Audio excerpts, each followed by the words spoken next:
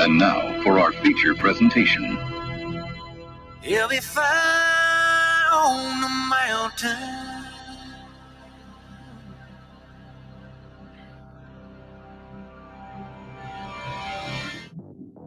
JB and Darren on the JB and Goldwater Show. Line drive right field, base hit. South Carolina wins the College World Series. Watson, touchdown. Hunter Renfrow. He got him, and it's all over.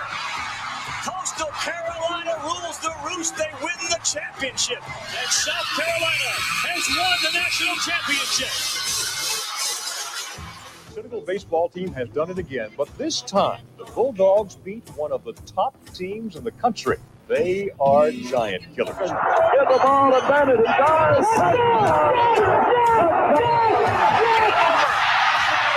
Gamecocks are in the Final Four.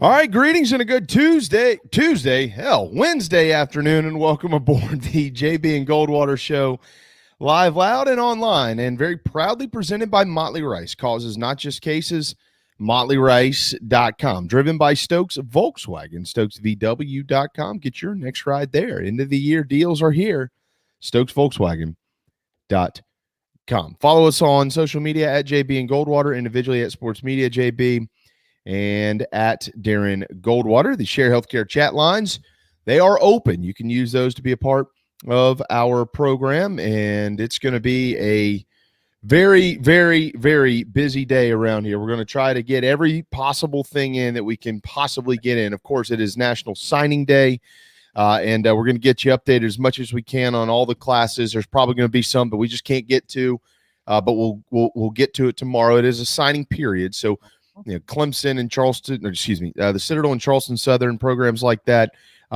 Once a lot of that kind of evens itself out and levels itself out, we'll make sure we dish that information over to you. JC Sherbert's going to spend an hour with us today, and there is a lot going on with the South Carolina football program right now. Players leaving, players signing.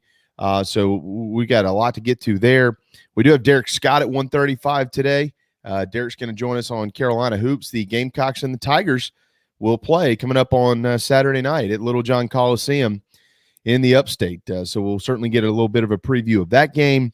But today, Darren, largely about football with the signing period now upon us. And as I say that, Darren, with so much going on at Clemson and at Carolina and so much to talk about in this state, something amazing has just happened.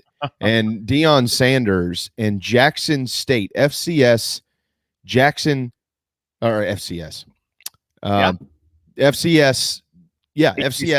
State.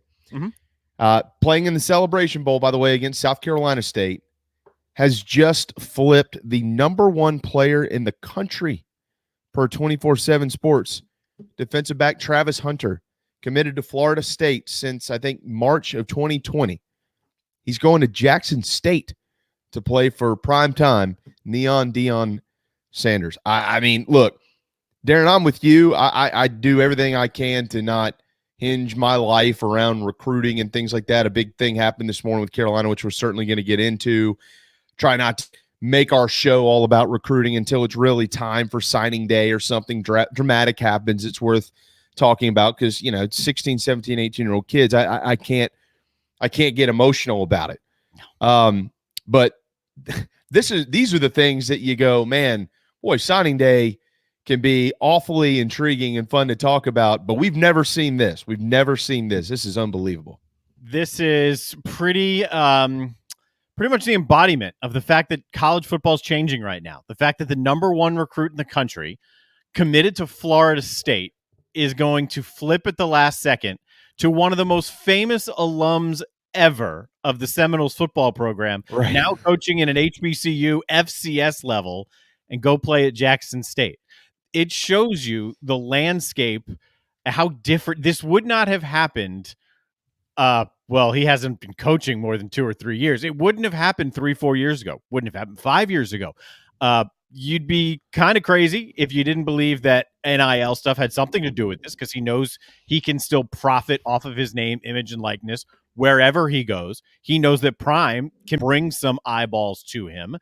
And there's this wave as well of HBCU movement, which is great for the HBCUs. And a lot is changing. It's one of the more surprising things that I've seen, but I'm very different from the majority of folks who will tune into this program today. I'm not a recruiting nut. I am more of a, okay, cool, let's wait and see how it plays out on the field. Because I was seeing on Twitter right before this, right? Grayson McCall was a 2-star, and he was one of the best quarterbacks in the country for Coastal Carolina. You don't know where things are going to work out, how things will work out. You got 5 stars and 4 stars in the portal, but I know that's a fun day for a lot of folks. So for a lot of this, I'll sit back and flash through graphics and enjoy your ride kind of through you. Yeah, that's just, I mean, look, man, that's incredible. I mean, it really is. I see Will's comment in the Share Healthcare chat lines, which any of you watching our program anywhere can get into. And if you're listening through the app, then you can always submit something through there as well. Darren will see it and he'll pop it into our program. And remember, we have JC coming up. So if you've got questions for JC Sherbert, we have so much to get to him with. But submit those questions and we'll pass them along. But I see Will's comment that Barstool money. It's funny because you say that and it's kind of like a tongue-in-cheek type comment, and I get it, but actually, and Will probably thinks this too. There actually might be something to that. Barstool might be prepared to dish out some money to this young man in an NIL opportunity. I have no idea, but I mean, you can only speculate. That's the world we're living in now with NIL. Everything is speculation. Why? I mean, I get it from the Deion Sanders side of things. All right, you want to be coached by Coach Prime and go to the NFL. That's great. But I mean, we all know the truth, Darren. I mean, Jackson State is not playing anything remotely close to what Florida State's going to play the next 3 years. And you're the number one player in the country. You can go anywhere and probably have a pretty good shot at getting to the NFL. Maybe that was his thinking, but yeah, I don't care one way or another. I just think it is absolutely stunning. I mean, I try to the number one recruit that is closest to us in the state of South Carolina is Jadeveon Clowney. Right. I mean, and what would we have thought 10 years ago when Clowney signed with the Gamecocks if he said, Javon Curse is coaching at Jackson State. I'm going to go play there. Oh, we'd be like, what? Gamecock Nation would have melted down if that happened. That would have been an all-time epic meltdown collapse of epic proportion for Gamecock Nation. A local guy committed to the Gamecocks forever at the last second. No, I'm going to go to Jackson State. Yeah. I mean, I say I get it. I get it, but I don't get it. But whatever. Best of luck to him. And my gut tells me they'll probably reel in some guys from the transfer portal and watch out for Jackson State under Deion Sanders. I guess maybe Deion's also sending a message to Florida State. Hey, if you won't sign me to be your head coach, I'll just take your players. That could be a message. I don't know. The Noles went 5-7 this year. We also will get to Clemson and Dabo Swinney and the new coaching contracts. I have a stat that for those that may not be aware of this is pretty out of this world as it pertains to many of those who signed new deals yesterday under Coach Swinney. It's pretty startling. So we're going to get to that here coming up in just a little bit. All right, so let's start today with South Carolina, Darren. Many of you have probably been paying attention so far for the Gamecocks. Here's who I'm going to start with the good news, and then we're going to shift to the not so great news, and then we'll shift to the bad news. The good news for Carolina: Peyton Williams, Donovan Westmoreland, Brian Thomas Jr., tight end Austin Stogner, the transfer from Oklahoma, Landon Sampson, Anthony Rose, Spencer Rattler, Grayson Maines, Felix Hickson, Carson Henry, Emory Floyd Jr., Nick Emanwari from Irmo, quarterback Braden Davis, offensive lineman Ryan Brubaker, Stone Blanton, the linebacker out of Mississippi, and Quan Banks. They've all inked for Carolina, so they're in. As of now, they are all done and moving forward with the Gamecocks. The notable missing name from the class this year is Jaysean Barham. This morning, literally out of nowhere, he signed with Maryland. And the only reason anybody knew that he signed with Maryland is because Maryland tweeted out, "Welcome home, Jaysean Barham," as he inked for the Terps. Seemingly, Carolina had no idea. My understanding, we'll get some clarity on this from JC. My understanding is they sent over the paperwork and never got it back. And this young man is elected to stay home after Carolina inked his commitment over the weekend. Did see Mike Peterson, who is a hell of a football coach who coaches the Bucks for South Carolina, tweet out earlier, "Buck life, it ain't for everyone." And this was his guy. So this young man is now gone. And if you're South Carolina, turn the page. Maybe they get in the portal for somebody. Maybe they'll work somebody else. There is another signing period coming up in February. As it pertains to the current roster, though, Darren, the guys that would be playing in the bowl game coming up on December 30th against the North Carolina Tar Heels in the Dukes Mayo Bowl, they will be without quarterback Jason Brown. The presumptive starter in that ball game has decided to transfer. Per the reporting of Hale McGranahan at the Big Spur, he says to keep an eye on Virginia Tech as a potential landing spot for Jason Brown. He was this is an understandable transfer. I know one of the questions that is out there amongst fans is because there is a rule that says you can be in the portal, but you can also continue to play football. Why not play in the game? But that would mean, per my understanding here, that he would not be eligible to be contacted by teams. They can be aware that you're in the portal and that you have the intent to transfer, but they would have to wait until the season is officially over, which won't end until around 3 o'clock on Thursday afternoon, December the 30th. So he, with all the other quarterbacks that are out there, wants to go ahead and get in front of this as much as possible to find somewhere to go. So Jason Brown will be departing the Carolina football program before the bowl game, and it is presumed at this point in time that Zeb Nolan will get that start. No shocker here. Two things on that I'll throw into the mix. Number one, good for Jason Brown. If that's the target, Virginia Tech. When I first heard this, I'm thinking, okay, you probably go down a level, group of 5. Maybe you go back to the FCS and finish out your career, maybe put up good numbers. Good for him that his performance this year still has him on Power 5 radars. That's one. And two, if you're Jason Brown, even if you could play in that bowl game, you really can't, because you can't risk getting hurt in Virginia Tech saying, you know, we're going to take a different guy. There's only 1 year. We're not going to worry about rehabbing you.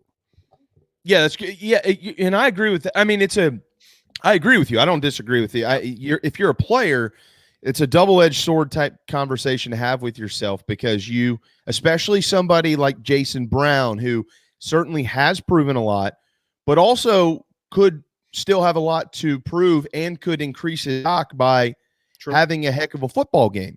Flip side of that, the injury part, and if you don't have a heck of a football game, how would that affect you? So you really have to weigh those options. And for Jason Brown, even though the Clemson game was putrid for everybody involved, this isn't, singling him out at all. The decision to move on without giving it one more crack was probably, I would say, far more outweighed playing in the game. There's more to lose than to gain probably in that game if you're him. Agree. So I understand it, and Carolina fans doing, from what I've seen, nothing but wishing him the absolute best in his future. This young man stepped in an incredibly difficult time and pieced it together for South Carolina. And I think what he start three ball games, 4 ball games, 2 of those wins over Auburn in Florida. So tremendous for Jason Brown. JJ Enagbari has officially declared for the NFL draft. This will knock him out of playing in the bowl game based on intel. At this point in time, I would be unbelievably shocked to see that happen. Still no word on Zaquandre White, whether he will choose to play or not play, although Kevin Harris said yesterday he, quote, is gone. in an interview in Columbia. So it looks like Quandre White more than likely will not be playing. But Shane Beamer going to meet with the media today at 4 o'clock to recap the signing class. And, of course, he will address his current team as well. And if that's not enough, Kevion Mullins, reserve tight end, he has also decided to enter the transfer portal, formerly number 85. Last year had a huge game against the LSU Tigers down in Baton Rouge, but he has elected to move on as well. I don't think he had a catch this year. He did have some injury issues and things of that nature as well. So South Carolina will be without those 4 young men when they play North Carolina coming up on December the 30th, Darren. So, yeah, this is they wait till signing day sometimes and also get through graduation, many of them, and get through the end of the semester. All this kind of intertwines itself, and then they make their decisions, and that's where we are today with the Gamecocks. And none of it should really be a shock. You know that Enagbari is trying to maneuver his way into the first round. I think most projections still have him around the second round. So it's not a surprise that he's declaring for the NFL. It's not a shock about Mullins, right? There have been rumblings about that. Jason Brown with the addition of Rattler. I mean, why stick around if you have the opportunity to go maybe live out your dream? If you're playing high-level football, your dream's the NFL. Playing as a backup in your final year eligibility isn't helping you get there. So none of it's a shock. It's the way it goes. It's what's happening for every program around the country. Absolutely. Yeah, that's it's just where we are. So, you're going to have to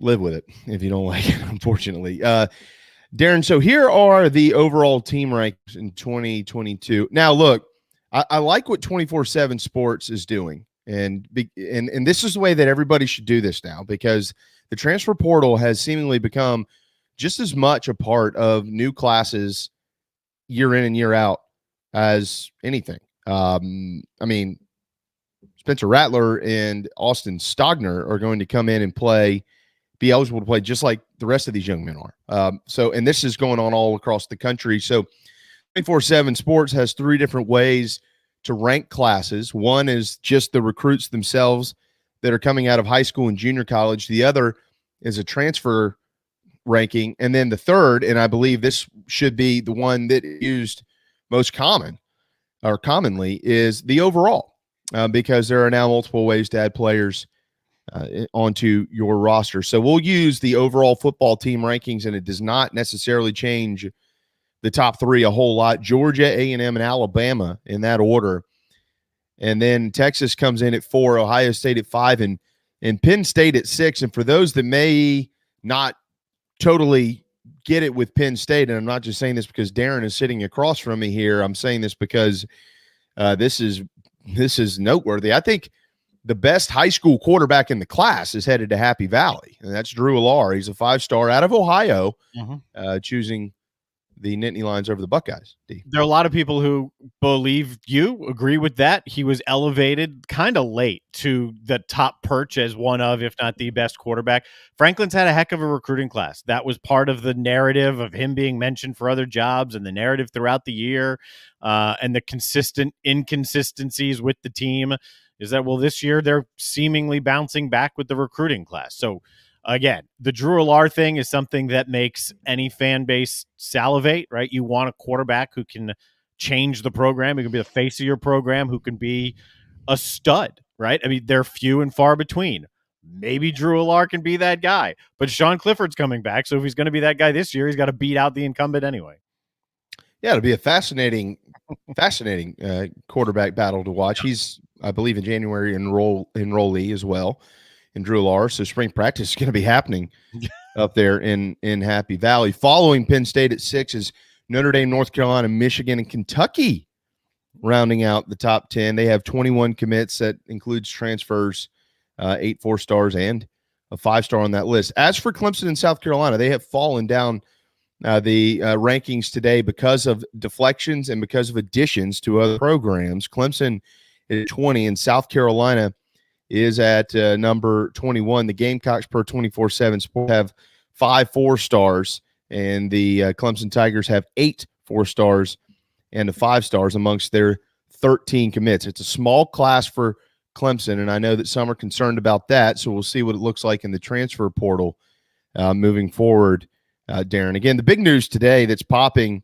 is Travis Hunter, the number one recruit in the country, leaving FSU for Jackson State and Deion Sanders. Of note, though, and this strictly pertains to South Carolina, Maryland's class is now at number 23 overall because they have added running back Ramon Brown, who was previously committed to Virginia Tech, gave heavy consideration to Gamecocks. He's decided to head to Maryland to play for Coach Loxley and the Terps. And now, of course, the flip of Jaysean Barham, which is really a strange situation because nobody heard anything. Now, with all that being said, Darren, and you've heard it too, and I can't wait to ask JC about this coming up in just a little bit. JC, and we spoke yesterday with Lunch Pail Hale McGranahan. Both of them have since Saturday, when Jaysean Barham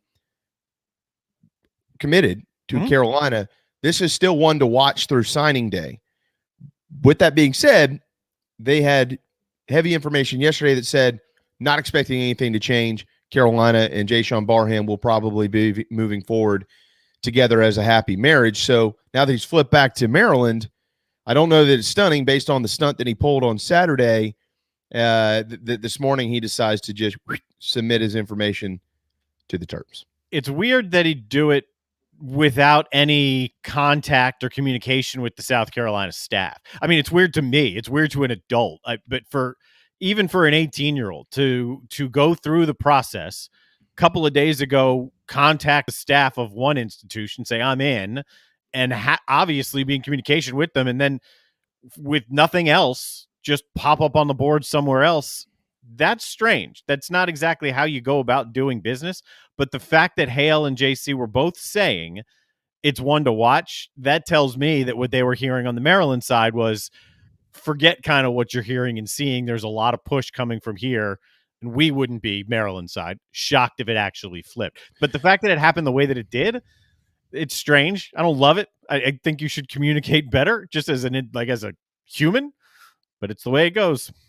Yeah, it's some kids have fun with this thing. I think a lot of times it's fairly these young men can be a little disrespectful in how they do things, but there's a lot of disrespect out there in college athletics. So, how many coaches after they get this class in today are going to sign and sign their kids and then move on and go coach somewhere else? It's just the nature of the beast. So you take it, you leave it, and you move on. Clemson yesterday, in addition, and we've got plenty more on signing day coming up, boys and girls, because, again, we do have JC Sherbert just ahead, and we also have Derek Scott ahead on hoops as well. Carolina and Clemson going to play coming up this weekend. Tigers beat Miami of Ohio last night. A come-from-behind victory, and there was nothing to come from behind from in Columbia. Carolina beat Allen by almost 60 points, 110 to 51. Now 8-2 on the season. Clemson yesterday did finalize coaching contracts for all of the mentioned. Brandon Streeter, now the offensive coordinator, promoted. He'll make $925,000 a year, and he is on a 3-year deal. Wesley Goodwin promoted on the field, and as co-defensive coordinator, he'll also coach the linebackers and make $850,000. Mickey Kahn is going to be the co-DC for the Tigers. He'll make $800,000. These are all 3-year deals with the exception of one, and I'll mention it. Todd Bates is the assistant head coach for Dabo. He'll also coach the defensive line and make $750,000. For you Auburn fans, that's $750,000. Mike Reed is the special teams coach and the corners coach, and he will make $700,000. And Kyle Richardson, he is on a 2-year deal. He is the passing game coordinator and the tight ends coach, and he'll be making $500,000 a year. For you Georgia fans, that is $500,000. What is interesting about this, and I would defer this question to Tiger fans. I know if it was me, I'd probably have a little bit of concern here, and I want to preface this with the conversation we had yesterday. This is a respectful – when I say this out of total respect. This is not a jab at all at Clemson.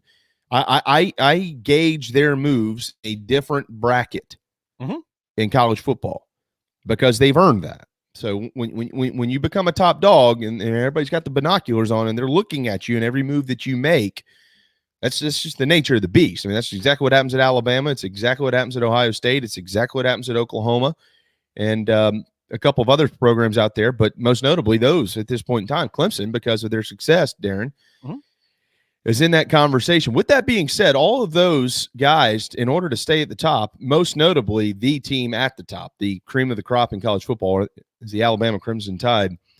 They go out and they go hire whoever it is they feel like they need to hire under Nick Saban. Dabo Swinney has not done that. Dabo Swinney has promoted from within. Brandon Streeter, although he spent limited time at Charleston Southern, Richmond, and I am not questioning this guy as a coach. He's great. He's worked with elite quarterbacks, Trevor Lawrence and Deshaun Watson and DJ Uiagalelei and others. Worked and recruited him. Yeah, I mean, he is super. He's a superstar. He is a superstar. Clemson is the only Power 5 job he's ever had, okay? So I'm throwing that out there per part of the conversation, and here's why. Wesley Goodwin has never even coached on the field, and he's only been at Clemson in college football. Mickey Kahn, former high school head coach, never been anywhere but Clemson. Todd Bates spent 4 years at East Central Community College and at Jackson State. Never coached Power 5, G5 anywhere but Clemson. And Kyle Richardson is the former Northwestern high school head coach, and he was fantastic Northwestern before Coach Walford took over.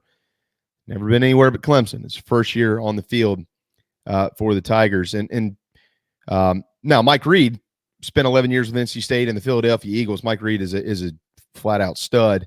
And again, we know the deal with Brandon Streeter. I don't know. I would defer that to Tiger fans, but when you're elite, oftentimes you want to be able to bring in outside ideas. And there's a staff of a bunch of guys that don't know how to do it anyway, but one at this point in time. Yeah, that's one way of looking at it. I'm chuckling through it because the optimism last year, like, who cares? Beamer's never been a coach or coordinator. We want him to be a head coach of an SEC team. These guys are following a pattern of what Dabo has done. Mm-hmm. You can't really point to a move he's made over the last 10, 12 years that really hasn't worked.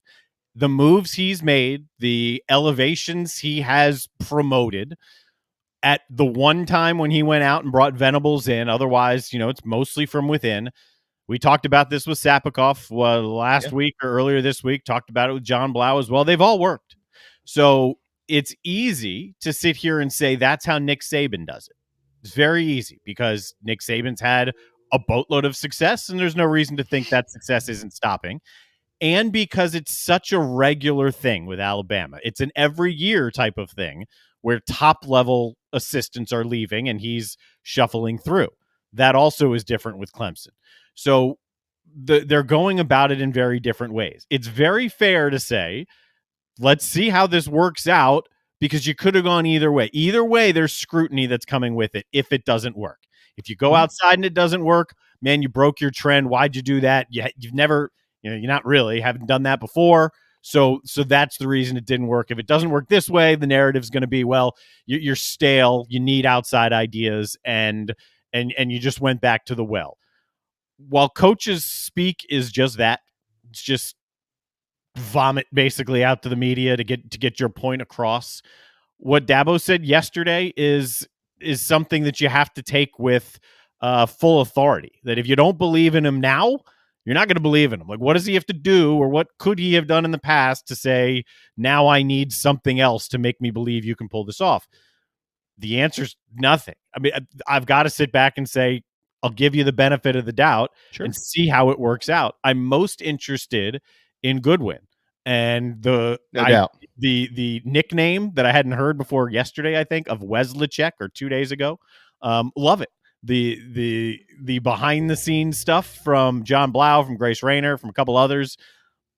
I'm intrigued. I'd like to see how it happens. The fact that these guys have been elevated from inside and now have bigger roles, that's been the Clemson model. I'm willing to give them the benefit of the doubt. Sure hope it works out.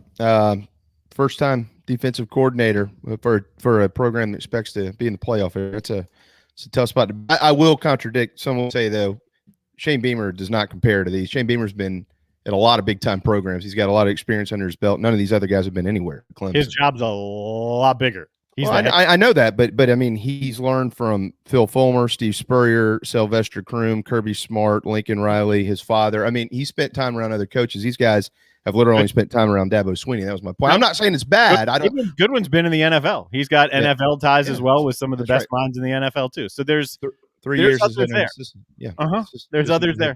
Never coached on the field. So we'll see. I'm literally asking the question. I'm not saying it's not going to work. Comparison's very fair though with Gamecock Nation, and he's never been a head coach because the outside world was, you guys, what are you doing? He's never been a head coach. Sure. The inside was doesn't matter at all. He's our guy. So the comparison there is almost apples to apples. It's like, okay, we're giving these guys a chance, same way the Gamecocks gave this guy a chance. Yeah. To your point, it's absolutely fair for Dabo to not get his feelings hurt about this and to be questioned, because everybody's going to be questioned when you make moves. I assure you, if Nick Saban decided to promote a guy to defensive coordinator at Alabama who'd never called a play in his life, he's going to be questioned about it.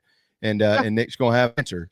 So he knows he answered some of those questions yesterday. That was basically his, look, if you don't believe in me, then like you're not going to believe in me. That's a fair answer. I know the questions are coming. Fine. Fire away. We'll see if it works out.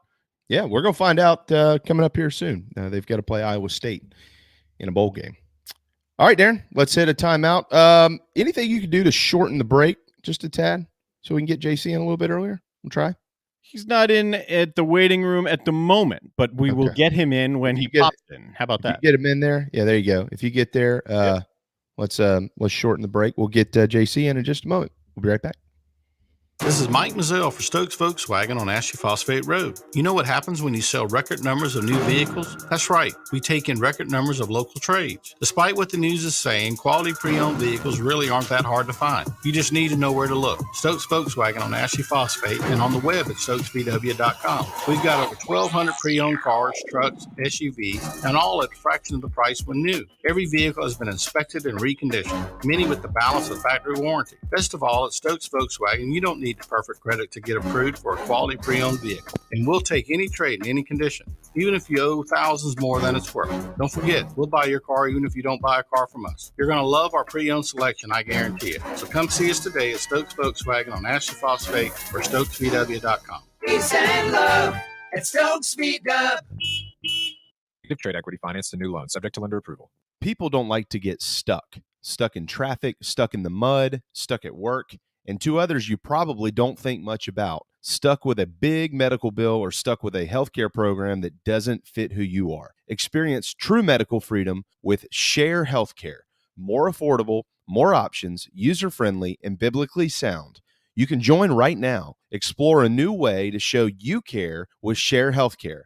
Join us today at sharehealthcare.com. sharehealthcare.com. Wando Power Equipment, the trusted home of Hustler zero-turn residential and commercial mowers. There is nobody more trusted in South Carolina than our friends from Wando Power Equipment. They've been providing elite commercial and residential service for over 30 years. Landscape Services have turned to their selection of Hustler zero-turn mowers like the Raptor. Bigger, stronger, faster, and the most durable Raptor Hustler has ever designed. Located on Daniel Island and online at wandopower.com. Wando Power Equipment, owned by the Price family, the home of Hustler zero-turn mowers, rentals, service, and specializing in family and friendship. You hear me talk about Dog and Duck all the time, and there's no other place I'm going to watch my college and NFL than the Dog and Duck. They have 3 locations: Bell Hall, Park West, and Clements Ferry Road.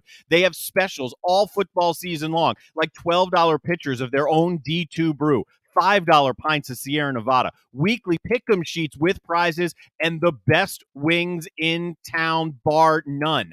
For all your football, college, and NFL, the Dog and Duck, Clements Ferry Road, Bell Hall, and Park West. Motley Rice LLC is a law firm with international reach, but it hasn't lost its Carolina roots. The Motley Rice team fights every day for people harmed by products including asbestos and talc exposure, medical drugs and devices, and also catastrophic injuries and auto recalls, including dangerous Takata airbags. Motley Rice is headquartered in Mount Pleasant at 28 Bridgeside Boulevard. Visit motleyrice.com. Thank you, Motley Rice, for supporting the JB and Goldwater Show and the Big Gamecock Preview Show. Your online radio. The new online radio that makes you happy. I got honeybee beating on my screen door. I got a little buzz in my head. So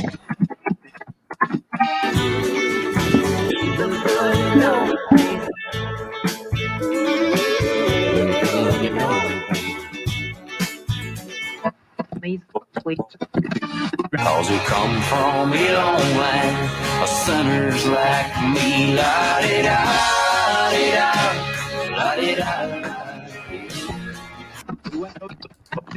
And you were listening to the JB and Goldwater Show, live, loud, and online. Don't cry for me when I'm gone. Put a quarter in the jukebox and sing me back home. I'll be singing this song on Friday night in Greenville, South Carolina. JC Sherbert. Finally, 8 months. Actually, for me, 3.5 years since I last saw the Chief. But for the 23rd time overall, Friday night we'll be enjoying Eric Church in the upstate of South Carolina. All right, welcome back. The JB and Goldwater Show.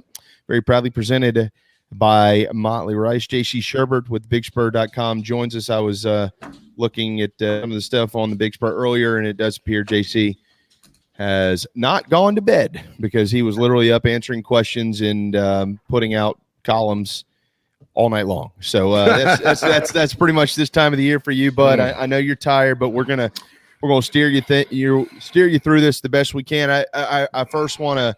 It's pretty much all business today. We'll be able to joke in the offseason a little bit, but I first wanted to get your quick thoughts on Jaysean Barham as he has now decided to transfer from South Carolina's football program.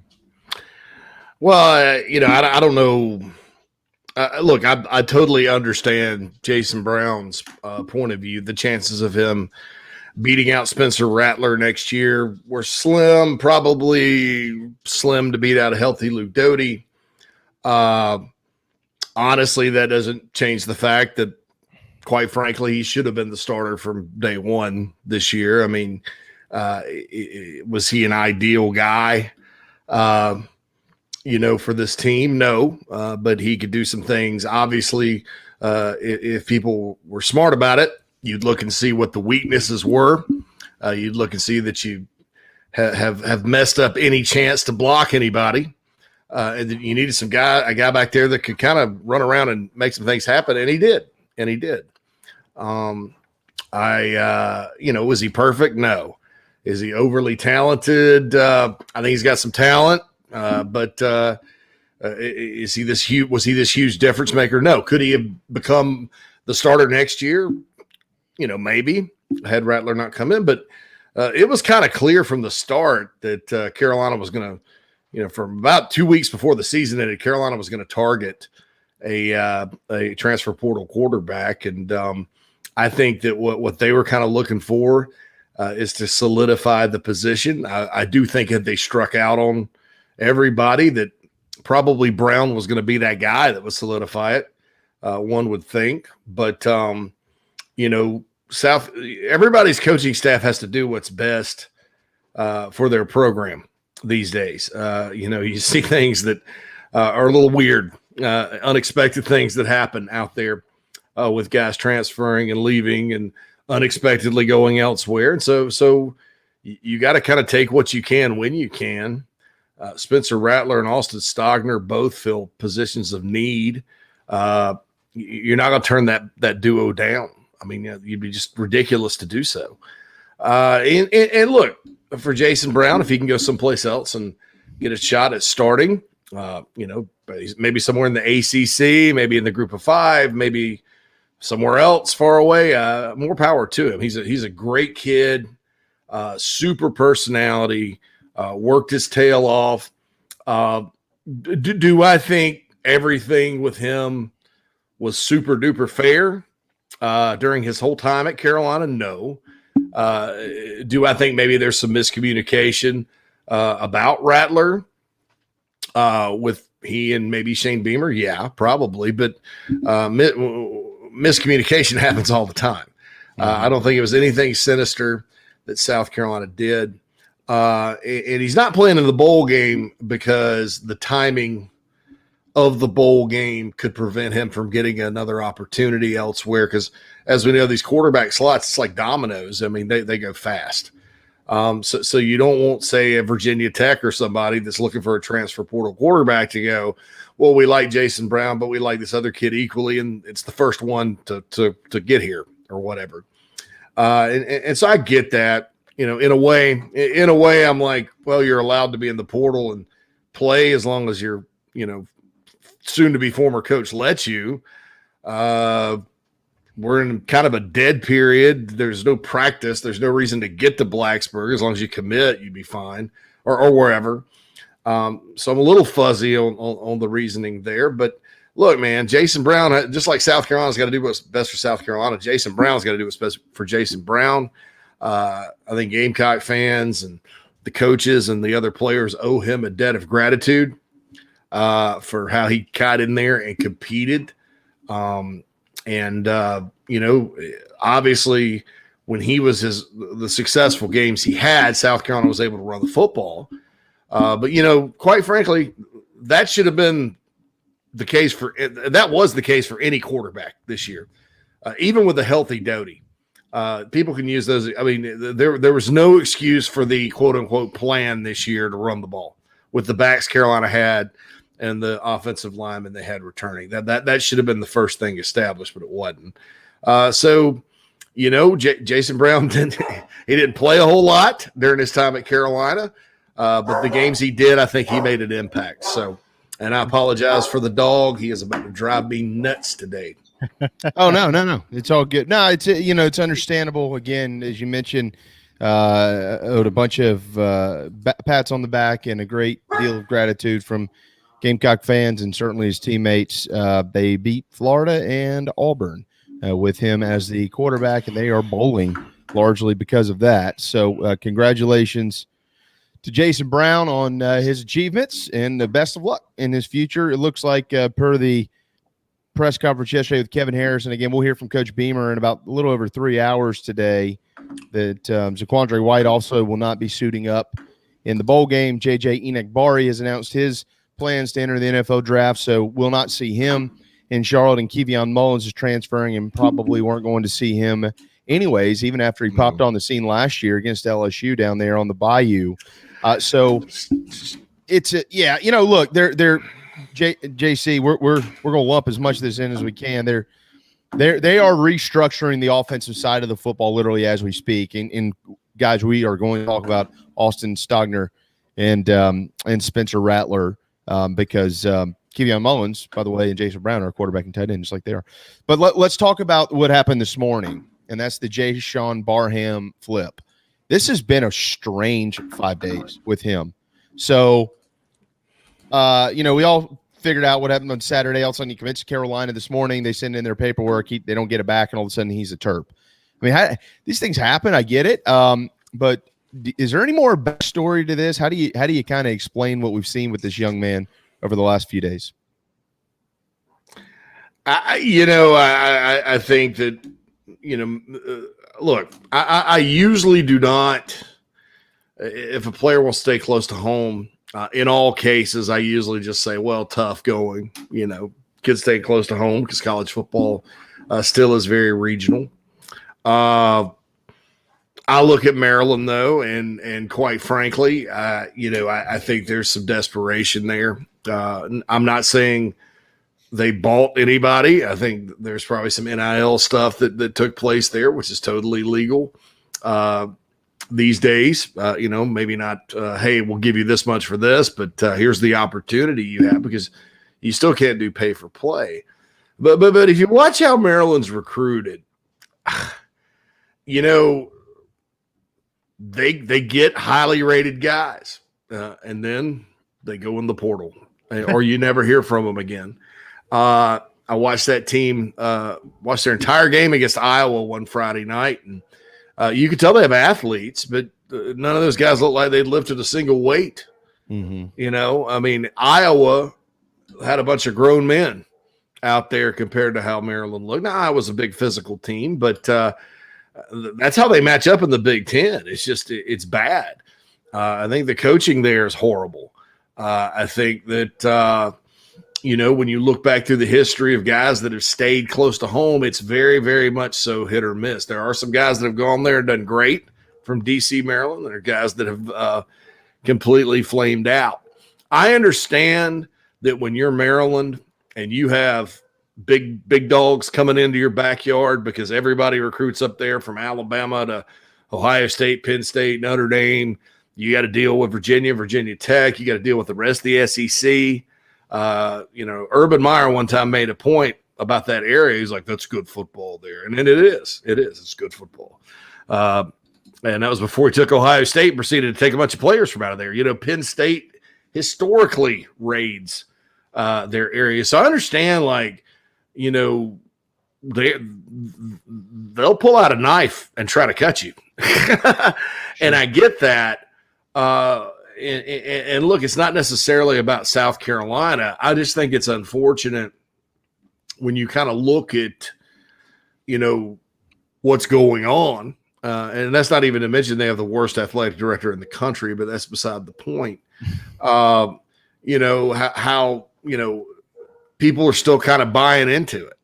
And I don't know, I wish Jaysean Barham the best. I hope he's all Big Ten as a freshman and sets sack records. I mean, I like the Terps. I like their uniforms. I've just been kind of looking at that program pretty closely recently. And I'm just like, something's just a little weird about how they get players to come versus performance on the field versus player development and all the normal things you see in a football program. So, and look, I'm not saying Jaysean Barham made a bad choice. I'm just saying this probably did not surprise me. And it's kind of crazy because, beginning of last week, Penn State was first, then Carolina was getting him. The coaches at St. Francis thought it was Carolina. And then all of a sudden Saturday, you had the Maryland thing for a while, but then you had the announcement, and it looked like Carolina again. Again, the coach at St. Francis said, yeah, Carolina's done a good job. And then a signing day flip and a whole lot of nonsense, quite frankly, coming out of their social media department about it. But that's fine. That's part of the game these days, I guess, is that you troll other schools. I just hate it that, that you just get your tail whipped by the likes of who? Who all did Maryland lose to this year? Penn State. Oh, I know. Well, they break a losing streak. I mean, they got off. They beat Big 12. They beat West Virginia, Illinois 4-0. Iowa spanks them. They give it 51. They give it 66 to Ohio State. Minnesota bloodies their nose. They barely squeak by a terrible Indiana team. Penn State beats them.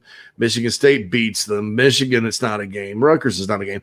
I mean, they literally lost, guys. And this is after recruiting 2 5-star linebackers out of Florida last year, a 4 to 5-star. They've been recruiting numerically well, so there's really no excuse for being this horrible, especially in the Big Ten when Maryland probably, if you lined everybody up and raced, Maryland probably would win because they've got really good athletes, but none of them have been developed, and so when you're just getting you give up over half 100, like how many 4 or 5 times, and I guess they did beat Rutgers at the end. So I'm sorry for saying Terp fans that they lost to Rutgers, and I guess they're in a bowl against Virginia Tech coming up. And if I'm the Hokies, I've kind of circled that one even more now because They did the same thing with Virginia Tech to Ramon Brown. I just think it's awfully interesting how this goes down. Like I said, this is sort of out of character for me to even say anything about a player staying close to home. It's just everything I look at about the Maryland program now would make me feel very, very uncomfortable. And so I think it's obvious to anybody. So my question is, what are they doing? Yeah, so Ramon Brown and Jaysean Barham, 2 guys at Carolina, I'm assuming basically finished second, 4, maybe Brown third. It doesn't matter, but Brown was definitely third. There was some talk Carolina was getting traction there, but South Carolina had already sort of planned on him not being part of the class. It's one of those things. If you get him, great, that's fine. His stock's sort of gone down too. I don't. After kind of watching his senior stuff, I don't even know that Carolina could couldn't just do better getting somebody from the portal or even a lower rated guy. I mean, I think it would have been good to get somebody out of Virginia, but just for a pipeline or groundwork standpoint. But it's just one of those things. So, but yeah, they got him, and the gut punch there was really Virginia Tech, and then the gut punch to South Carolina, keeping Barham at home, or I guess close to home, inside the Beltway, whatever. And they got that. But see, you look at the players they've lost: 1, 2, 3, 4, 5, 6, 7, 8, 9, 10 before December 1st, and then they got another one December 1st. 11 guys, and they're not guys that were just kind of reaches in recruiting. I mean, they were some of their top recruits. So I don't know, man. I just think it's interesting. I think that if you want to recruit that area, the DMV, somebody needs to go put a knife in the Terps if they're going to do it successfully, because every single cycle they'll come up they'll steal 2 or 3 at the end. And if they were doing something great with it, great. I like their uniforms. Like I said, have no problem with the fans or the school. But to me, it's just kind of annoying for everybody else that you have this type of situation where that's never going to be built. The military bowl or whatever they're in, that's probably going to be the pinnacle. Sure. Because of the division they're in and everything else. I don't mean to talk bad about Maryland. I usually don't do that, but it's just it bothered me even before today's flip. And I can't even lie to you and say it bothered me more because of the flip. I've been thinking about this, the Maryland situation, for a couple of weeks now, and now I'm just like, this is just what's really going on there.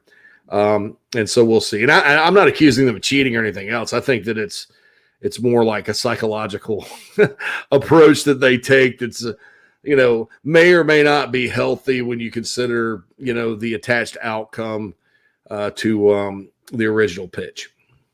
12:53 on a Wednesday afternoon. JC Sherbert, owner of the Big Spur.com, here on JB and Goldwater. It is National Signing Day, part of the first signing day period in college athletics. Obviously, college football is front and center. The big news today nationally, even though we are discussing the Gamecocks, is what happened with Travis Hunter, the number 1 player in the country, departing the class of Florida State after being committed for almost 2 years, flipping to Jackson State to play for Deion Sanders. So any more news on that comes about, we will pass it along to you. As it pertains to the rankings, and JC, I noted earlier in the show, we got 3 minutes left in this segment, then we'll hit a timeout, and we'll bring you back for the next one, where we will talk more about Spencer Rattler and Austin Stogner, some of the players in this class for Carolina, and what is next for the Gamecocks. But right now, the overall football rankings, I like these rankings. There are 3 of them to go by on 24/7 Sports. One is the recruiting rankings, which encompass high school and JUCO players. The other are just strictly transfers. And this one is the overall, which brings both into play. And it should, because transfers are such a large part now of college football. Per that, Georgia's 1. Carolina now is 20th with the loss of Jaysean Barham. The Clemson Tigers, for what it's worth, is 19th. So Clemson, Carolina programs kind of battling right there. Keep in mind, Gamecocks have 10 more recruits in those rankings. The Tigers only 13 commitments to this point. We'll see what they look like moving forward, JC. But, I think for those that look at rankings, to give you a final couple of minutes quickly on this, I think that leaves Carolina 9th right now in the SEC. For those that look at rankings, how much do you trust some of this right now with the fact that it's a new system with recruits and how much they've played and things of that nature? I mean, how much stock should fans put into what they're seeing right now in these ranking systems for their programs? Well, I always say this, you want to be ranked high. You want to have a highly ranked recruiting class. What you can't do is look at it like the AP poll. In the AP poll, there's a big difference between number 11, where Kentucky is right now, and number 22, where South Carolina is right now. Well, earlier today, South Carolina was up almost ahead of Kentucky, but the algorithm weighs highly rated guys heavier in your total score. I was part of that discussion as to how we did it at 24/7 Sports. I know I can't explain it to you, but I know like the math, but I know how it's weighed. So, Barham rankings wise was South Carolina's highest rated recruit. I don't think anybody that knew football would look at every single player in the class blindly and tell you that Jaysean Barham was the best prospect in the class. I think there are about 3 or 4 more that would have been better. So are they correct? I don't know. I like that they're including the transfers. But what they've done with that is because you don't want so you need to be accurate at the top. And right now USF, shout out to Jeff Scott, Bobby Bentley, those guys. Yeah. They have 11 players from the portal. Indiana has 7, Louisville, and then Kansas, and then Michigan State. They have the top transfer classes. So could you weigh that heavily, and then all of a sudden USF has a top 25 class? Is that accurate? I don't know. But what they've done, and I wasn't part of these meetings, is the transfer situation can help you a little bit when it comes to the final tab, which is overall combined transfer and high school JUCO guys. Mm-hmm. But it's not something that can boost you a whole heck of a lot. I'll give an example. Last year, so they ran all the numbers from last year. South Carolina was 79th in the country, recruiting ranking wise, last in the SEC. Well, they had all those transfers, and they were all added in to the formula, and the Gamecocks went up 23 spots. But still 56 is very low for an SEC football program. And then you click on the actual only transfers, and the Gamecocks, I think, were 12th in the country as far as just pure transfer portal additions. So that's what you have to keep in mind. There's a lot of moving parts numerically. And then, like I said, in the AP poll, you look at it, big difference between number 11 and number 22, right? Sure. In recruiting, that difference is not as dramatic as it seems. Like you go, oh my God, a double-digit difference between Kentucky and Carolina's class. Well, you go in and you take the 5-star tackle that may go to Michigan State that's still committed to Kentucky. Right now, they're trying to hold on to. Out of that class, it plummets probably 7-8 spots, and it's much closer. And one guy should not matter that much. It does when you're dealing with this formula. And that's why you got to look at it. I use one more piece of imagery. It's like when you're doing an AP poll, it's like a building with floors, right? 10 feet each. You have big spacing between floors, like 8, 9, 10. This is much, much more condensed. There's just a little bbit of difference between 18 and 17, 17 and 16, all that good stuff. And so that's what I encourage fans of it. I mean, Clemson's people, no, you guys should not be weirded out because you're the number 2 class in the ACC behind North Carolina. This is a very good class for Clemson. Probably will end up being better than North Carolina's top to bottom. So, it's not just a South Carolina thing. I think that it's one of those things. And with the portal this year, man, it's just it's a big different world. I think with regards to, the various ways you can get players in the sport. 1 o'clock, top of the hour is here. When we return, who are instant impact guys for South Carolina as part of this class? We probably know who a couple are, but who are others that we need to mention and discuss? How many more transfers does South Carolina plan to take, and at what positions? We'll talk about some of that. And we'll take one more quick look nationally with JC Sherbert here on this first signing day of this first signing period at the end of 2021. Hang tight, the JB and Goldwater Show alongside JC Sherbert. We'll be right back. Right here in our backyard is Motley Rice LLC. a law firm that hasn't lost its Carolina roots. The Motley Rice team fights every day for South Carolinians who were injured while traveling by plane or bus, harmed by medical drugs and devices, or burdened by dangerous auto recalls, including Takata airbags. Motley Rice is headquartered in Mount Pleasant at 28 Bridgeside Boulevard. We are honored to have Motley Rice as a sponsor for the JB and Goldwater Show and the Big Gamecock Preview Show. At Patriots Point Naval and Maritime Museum, families walk in the footsteps of our nation's heroes, the brave ones who risked their lives to defend our way of life. Home to the aircraft carrier USS Yorktown, USS Laffey, and the USS Clamagore, there's more than 1 million square feet of exhibit space to roam. White Glove certified, we have several new health safety measures in place to enhance the visitor experience. Come for the day and leave feeling inspired. One of the most impressive museums in the country, located right here in Mount Pleasant. Visit patriotspoint.org for more. We'll see you soon. People don't like to get stuck in traffic, stuck in the mud, stuck at work, and two others you probably don't think much about, stuck with a big medical bill or stuck with a healthcare program that doesn't fit who you are. Experience true medical freedom with Share Healthcare. More affordable, more options, user-friendly, and biblically sound. You can join right now. Explore a new way to show you care with Share Healthcare. Join us today at sharehealthcare.com. sharehealthcare.com. This is Scott Glaze, head golf professional at the Links at Stono Ferry, located on the outskirts of Charleston, South Carolina. I'm inviting you to tee it up on one of the most scenic and challenging courses in the Lowcountry. Our back nine is highlighted with 3 holes that border the Intercoastal Waterway. Visit stonoferrygolf.com to book tee times and discover all that Stono Ferry has to offer. The Links at Stono Ferry is a former South Carolina Golf Course of the Year and is also home to the College of Charleston men's and women's golf teams. Come see us. We would love to have you. stonoferrygolf.com.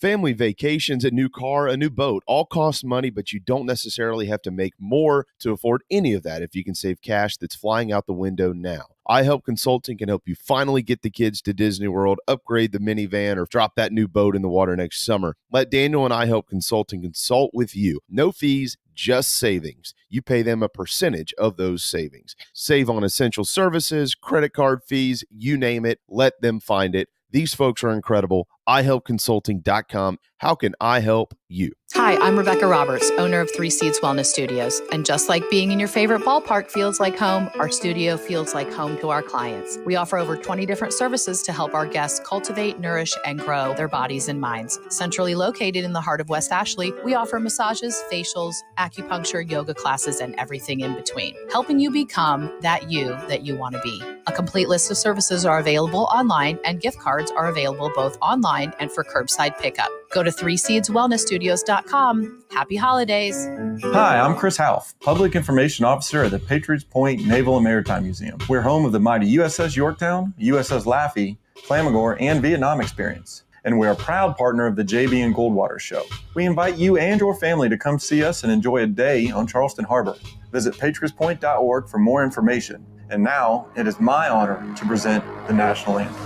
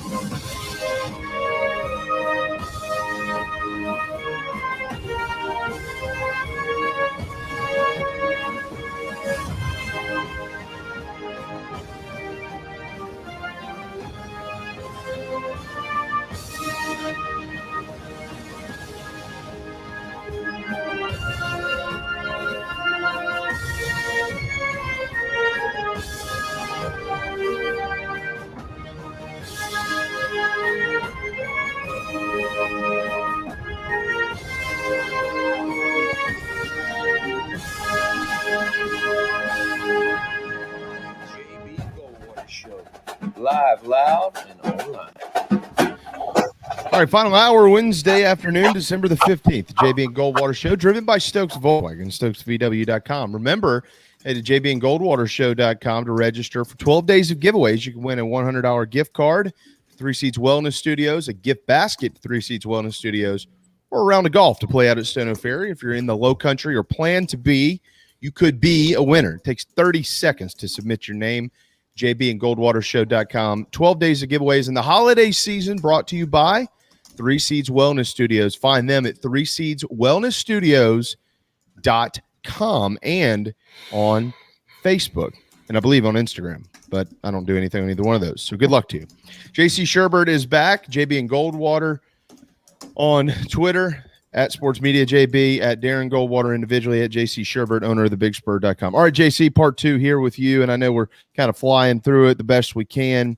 We do have Derek Scott coming up at 1:35 this afternoon. My phone is going off the hook, Darren, because I've got people dealing with something with my truck. They're calling me. I've got a guy downstairs cleaning furniture. I got somebody that needs me to pick up medication. Nobody knows it's signing day. You don't call me on signing day. All right, JC. So let's start with what everybody truly, really wants to talk about, and let's just all be honest here, right? The Jaysean Barham news this morning probably would have hit a little bit different of a chord with some in the Gamecocks fan base had Austin Stogner and Spencer Rattler not committed and signed with the Gamecocks. So the good news saved the day for Carolina, who seemingly didn't get off on the best foot in the world with Barham staying home up there in Maryland. But so let's talk about those two guys, man. These, as it pertains to this class, there are going to be instant impact guys, and the reason you bring transfers in largely is so that they impact your football team pretty much instantly. So JC, you're sitting up at your neighborhood bar. You call it the Cheers Bar, and you're talking to Joe Schmo Beef Sandwich tomorrow night, and he says, well, what do you expect out of Austin Stogner and Spencer Rattler? How would you respond to that question? About what? Instant impact for Spencer Rattler? And Stogner. Well, Stogner. Guys, JC hasn't slept, so just give him a second. Yeah. Stogner was, I get this guy, somebody named Vanderbilt, some Vandy fan wants me to talk about the stupid, I'm just blocking this guy. All 5 Vandy fans. They're coming after me because I said I didn't like the daggum athletic director at Maryland. Well, I didn't like him at Georgia because of how he handled that athletic department. And I'm sorry. I'm just not a Damon Evans fan. Never will be. I didn't realize that Vandy had 5 fans. I don't know, But anyway, I just think he's awful. I thought Debbie Yow was awful at NC State for a while. So maybe I have something against ACC legacy ADs. I don't know. But I do think he's awful. But anyway, and I'm not coming off of that. I don't have time to explain it. I have better things to talk about. But it's okay. I will, as far as Rattler goes, South Carolina, it got to a point, and it wasn't that Jason Brown did not provide a spark or that he played awful. People want to throw players under the bus about this offense this year, and there was way more to it than players. The players I don't think were set up for success but a few times, and then they'd go into the next week and things would change, or they do the exact same thing. I mean, it's just, we all know the problems there, and we're going to discuss that moving forward. But it became obvious to me. I was like, look, you got Luke Doty. Everybody likes Luke. I think he takes some unfair criticism from some people that really don't understand the sport of football and that don't really look around at other quarterbacks and other schools that develop and things of that nature. So they're expecting to be great right now. And got thrown in the fire last year, the COVID year, Bobo, everybody opted out. That team had no chance. And then this year he's playing on a broken foot, and it was manageable for a while. Unfortunately, again, I don't know that they set him up for success out there, and it was bothering him, and he wasn't at his best. And then he breaks his foot, has to shut it down. So, has Luke Doty had an opportunity to develop? That's the question. You've had, 2 different quarterback coaches, 2 different offenses.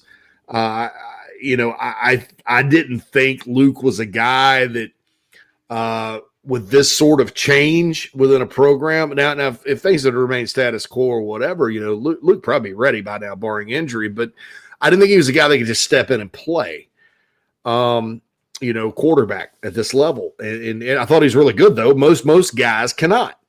And so I think it became obvious to me that, hey, if they can get a guy in there for a year just to be the starter, run whatever offense they're running, that kind of thing, play quarterback, then they probably need to do it, because the portal and transfers in general, even grad transfers, have saved a lot of teams and a lot of programs that, quite frankly, have more talent than South Carolina on offense. I mean, look at what Joe Burrow meant to LSU. Look at all those quarterbacks at Oklahoma that Lincoln Riley brought in. I think Rattler was actually the first one that wasn't a transfer in a while that he had. You just kind of look around the country and you see programs benefiting by making these kind of decisions, and see quarterbacks different. Transfer quarterbacks actually are hitting at a high level in the NFL draft.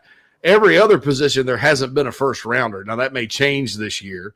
And so there's interest from a lot of talented guys. You can only play one, and there's spots. And I thought for sure South Carolina could land one of them. Now, look, I'll be honest. I did not expect it to be Spencer Rattler. I thought, and it was a done deal. He was going to Arizona State until Jaden Daniels came back. I thought the Max Johnson move made sense because he comes with his brother. But, you're still taking a quarterback and a tight end.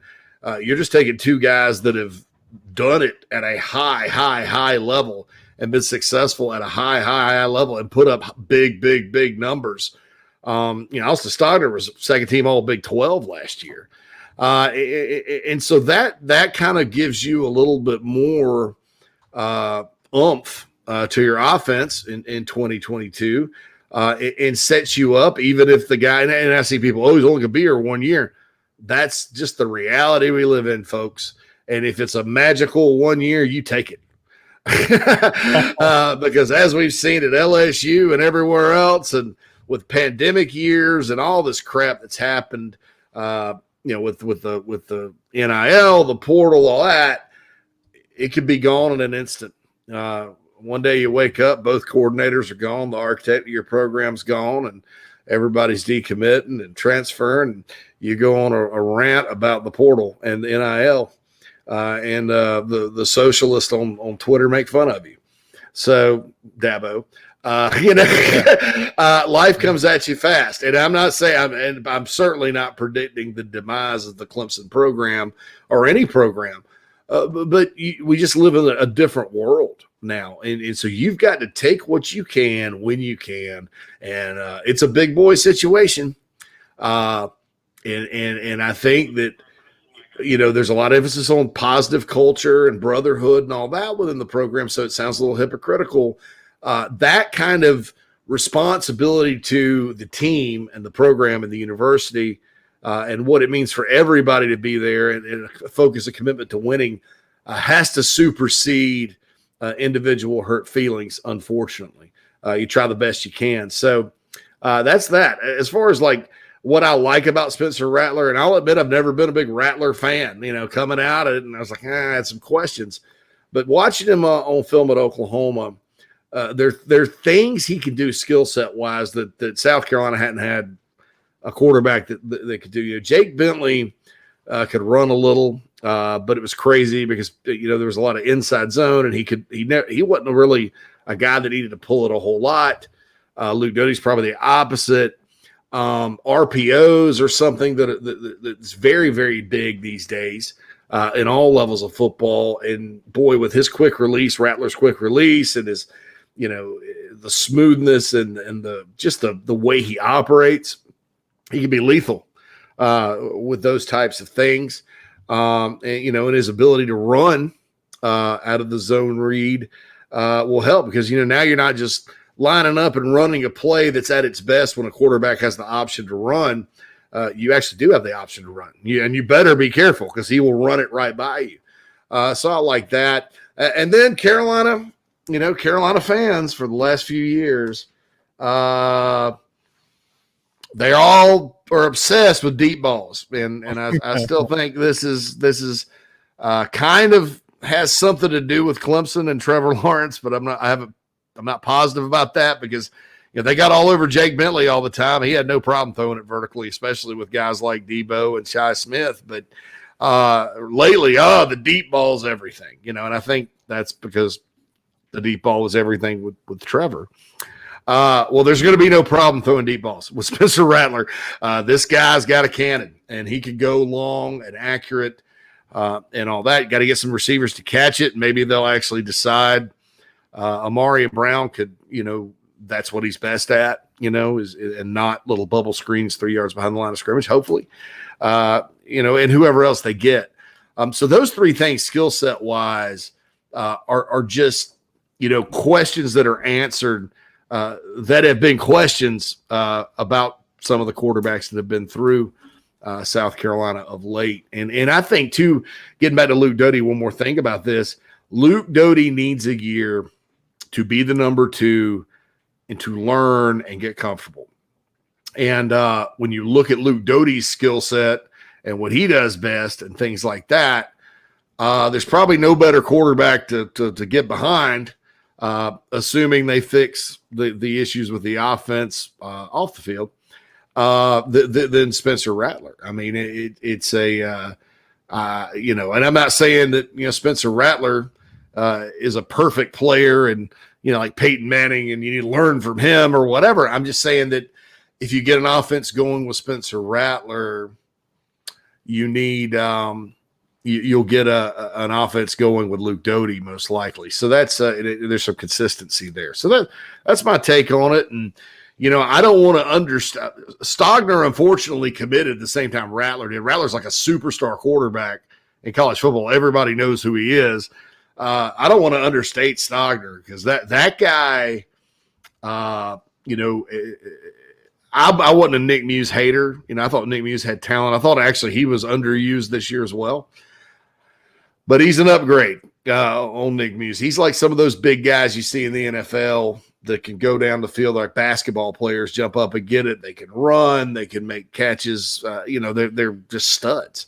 And he's got a shot if he performs well this season at Carolina or this coming season to go to the NFL and be a first-round draft pick, which would be another tight end this program's put in the league. So that would be good. So I don't want to understate Stogner. Everybody kind of just mentions it with Rattler right now, but Stogner, if it had happened another time, it'd have been great. And by the way, shout out to all the national media that thought the minute he stepped on Ohio State's campus, he was committing to them because of their great brand. That was never going to happen. It scared me because I thought, well, you just never know. But it scared me from the standpoint of I've been saying he's going to go to Carolina. But that was, they enjoyed Ohio State. It was good, but they were pretty much locked in with South Carolina from the time they visited. Not sure if you heard, but Hugh Freeze is expected to accept the South Carolina head coaching job here pretty soon. How about that? Yeah, these national guys. They're some kind of something. They're right about a lot of the big stuff, but not these little pansies at Carolina. Boy, they don't pay attention to them. JC, why? Is it all Beamer? Is it because it's South Carolina and they're one of the only SEC teams that gave them why South Carolina for both of these young men? Well, look, I'll be honest. We've gotten into a point where it's in recruiting, especially, you've got a lot of inexperienced guys that work in that business now. There's still a lot of veterans, and you can kind of look around and see where the veterans are gravitating to. And if quite frankly, if I were still a national recruiting guy, I'd probably gravitate there as well. And you read their coverage versus others.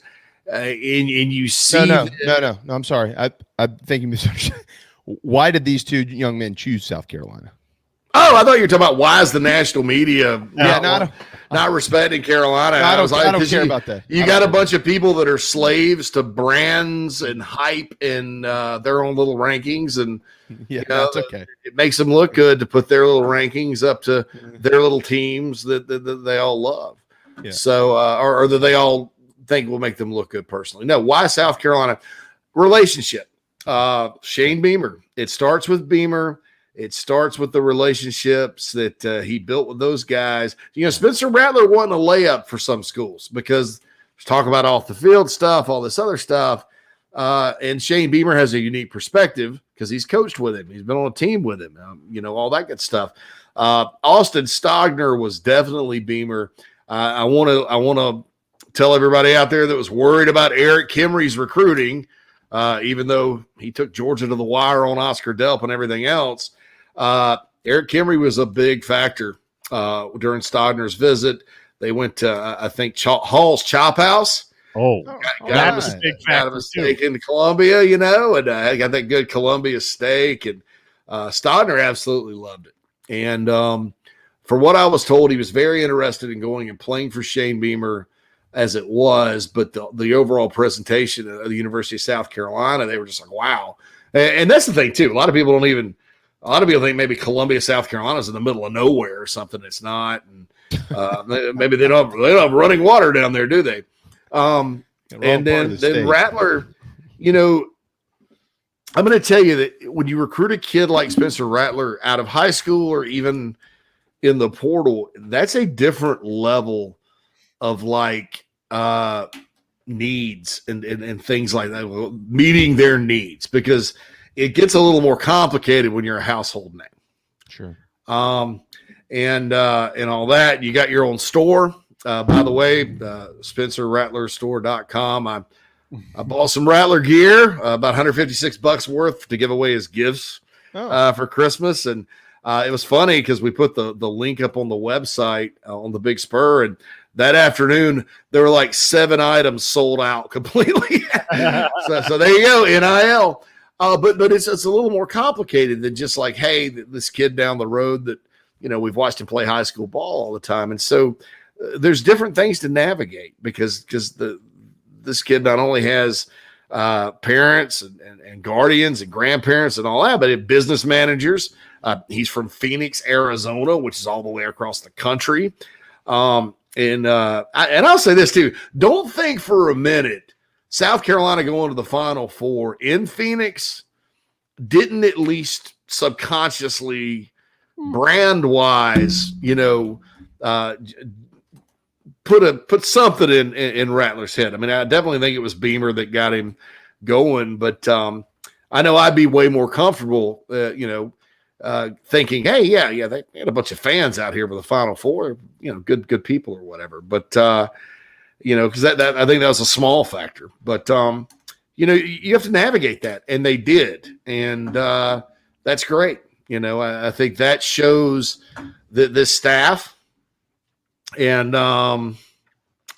Shane Beamer and the off-field staff and the presentation at South Carolina is equipped to recruit the very best and navigate some of these, more complicated than they used to be situations with big-time players. And that gives you hope. And, yeah, losing Barham stunk today, but if you're the Gamecocks. But I think there's more coming from the portal.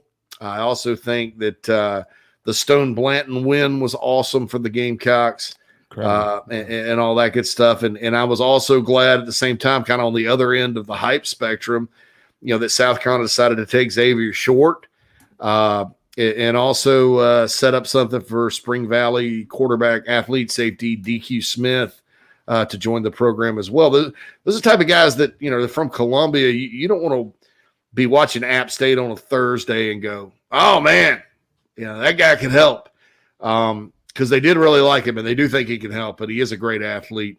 And then Smith, I don't like doing player comparisons, but I'll do one. Corey Jenkins. Remember Corey Jenkins? Sure.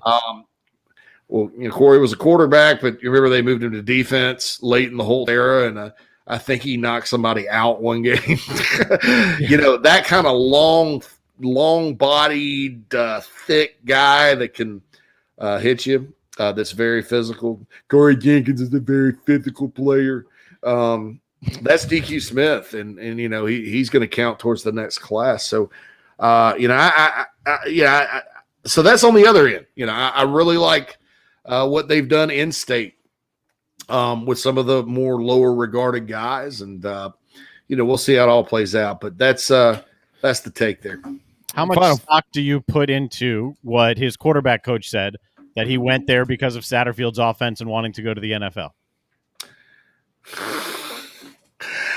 I would like and I read that it was in one article on the State, and then 20 and the Bro Bible article was just garbage. I mean, it just, I wonder, is that guy watching any South Carolina football? And I look back and his articles are all over. Well-written piece, though. I mean, I almost was fooled. I was like, because, you know, we have a writer opening we're about to fill on the Big Spur, and I was like, shoot, if this guy's been writing about South Carolina football, he's very well-written and, you know, kind of FOS a little bit, right? And I was like, well, I need somebody like that, you know. But the Bro Bible thing was just bad. Everybody went and aggregated it. And I would just ask his quarterback coach to describe to me without being privy to anything Marcus Satterfield said in the meeting with Rattler or any kind of chalk talk or anything. I'd like for him to watch, you know, the play calls, not the execute, but the play calls and the offense itself and the game plans and the personnel use, and then tell me what it is. Yeah, I don't know how to answer that, but yeah, you're right. On the flip side of that, Jamie, you know, you and I were talking. You know, I've been preaching on the Big Spur. Everybody that wanted Satterfield fired right after the Clemson game. You know, I don't think for a second South Carolina gets Spencer Rattler and Austin Stogner if they have no offensive coordinator, and they can't tell you what they're going to do and all that. Because I'm going to tell you this: the actual, like, if you look at the playbook or you look at like concepts and stuff, there's a lot of coordinators out there that run the same stuff. I mean, inside zone is everywhere. Ask the Bears. You know, the stuff that's run is everywhere. So you're going to be able to, no matter what you do, meet the guy's needs. With a quote unquote futuristic pro style offense, it just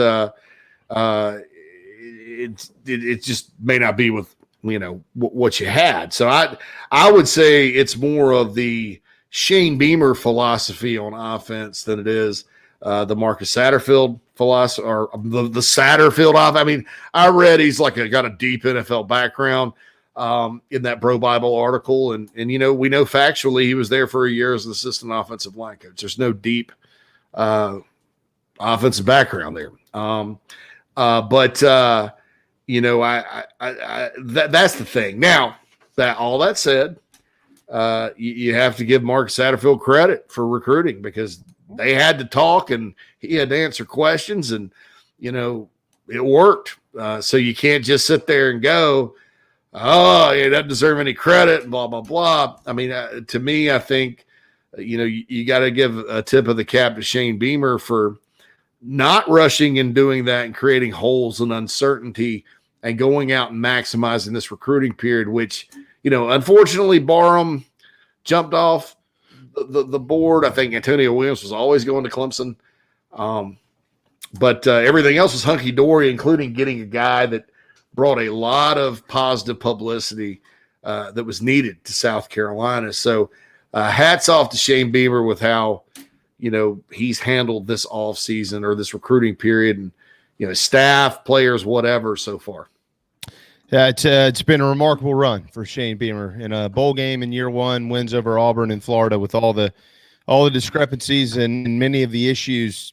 They've got a 13th game coming up, and they've signed two of the top transfers and the top transfer quarterback in the country, Spencer Rattler. And real quick, we got only a couple minutes left, JC, and then we got to hit a timeout for our good buddy Derek Scott. But these are instant impact guys for South Carolina. They're going to come in day one and they're going to play football. And I know generally offensive linemen, quarterbacks, you know, Braid Davis, guys like that. Those are developmental positions most of the time in college football. So who else from this staff are you expecting to be, quote unquote, instant impact for Carolina in 2022? Landon Sampson. This guy was Nick Ewer's teammate. I don't know what the deal was with Texas schools offered him. TCU finally did when they got a new coach. I like that kid. This guy's amazing. He's got a very high floor. I think he's got a high ceiling too because he can run, he can catch. He's 6'1", he's 180, he's fast, great hands. Quinn Ewers or whoever left to go take his NIL money and take us one snap at Ohio State, right? And Sampson didn't miss a beat. And he's playing in what used to be the Army All-America Bowl. The need at receiver is great, fellas, and Sampson could be a guy. Some of these guys in the secondary are going to play next year, but who is it? Is it going to be Anthony Rose, who may have the most upside? Will it be Emory Floyd, who's the fastest? Keep an eye on K'Wan Banks. He's probably the least physically impressive, but when you turn on the film, there's a suddenness about him that, you're like, wow, Peyton Williams, the other Texas kid. So somebody there, most of the other ones. And I'll throw Xavier Short in there too. He's a candidate for early playing time. He reminds me of, and you're going to know exactly who it is. I probably don't even need to say it. No, formerly number 47. He's on staff now. Pat DeMarco. Yeah. And now I'll say this. I don't know what, because Spurrier recruited DeMarco because nobody knew anything about him except he was a DeMarco in the recruiting. Do you know that story? Have you ever heard the story? I just heard like Spurrier walked in one day and David Reeves was the recruiting coordinator at the time. Carolina had a top 10 class that year. I mean, they were just going off. And he's like, well, we're going to take DeMarco. What? Yeah. He literally, he called Pat and Pat was in the car with his dad. And I don't know if you've ever met Mr. D, but he does not bite his tongue in any way, shape, or form. And Pat had a conversation. Pat's dad was listening to it. He said, yeah, that sounds great, Coach. Okay, I'll let you know and get back to you. And he got off the phone, and Pat's dad said, Who was that? He said, that was Coach Spurrier. He just offered me a scholarship to South Carolina, and Pat's dad pulled the card over, cussed him out, and told him to call him back. He's moving to Columbia. And that's what happened. But anyways, it's just a funny story because, you don't tell Steve Spurrier, I don't really have any other offers, Coach, but I'll get back to you. That's not the way it works. No other offers. And then, of course, Pat was I think Pat was probably in the NFL longer than anyone else in the 07 class. Maybe Chris Culliver longer? I don't remember. No, I don't think he was. Yeah, Cliff didn't last as long. Robertson. You have to remember, technically, it was just this past December that Pat retired officially. Yeah, from the NFL. So it's about 11 years total. Heck of a player. And, but so I don't know how fast Pat was or what kind of hands he had or his vertical. I do know Xavier Short's 4.45 and about a 40-inch vert, which maybe he's Pat DeMarco 2.0, depending on what kind of offense they decide to go with or whatever. I think Short's usage in time will be a lot like Pat's. Where Pat could line up at fullback, tight end, wherever, became a really good receiver too by the time it was all said and done. And then, what he did in the NFL speaks for itself. So, I think Gamecock fans should be excited about him. Like I said, he's a guy that, you're watching App State on a Wednesday night. If you're a Gamecock fan sitting there grumpy because the offense scored 3 points the weekend before and every receiver dropped the ball, and this guy's just balling, and you're like, where's he from? He's from Chapin. You're like, good Lord. What happened to him? And there have been a lot of App State players over the years, maybe a handful at Coastal too, or South Carolina State, where Gamecock fans are sitting there going, how did you let him go somewhere, go to App State or whatever? So very glad that they took him. Absolutely. I like Anthony Rose as well. JC, we'll keep our eyes on the future of Gamecock football. It more than likely is not over, and they've got a couple of months to go to continue to add to this class. We're going to try to squeeze as much of that in maybe early next week with you as we can. But for now, the attention is on the players that are signing with South Carolina. Still waiting on a couple of names to come in. But overall, been a pretty good day and a pretty good few days for Gamecock Oh, hey, man, try to get some sleep. I know you've been working hard this week. The BigSpur.com has literally been lighting up with information. If you take your eyes away from it, you got to get right back to it quickly because every few minutes or so, something else happens.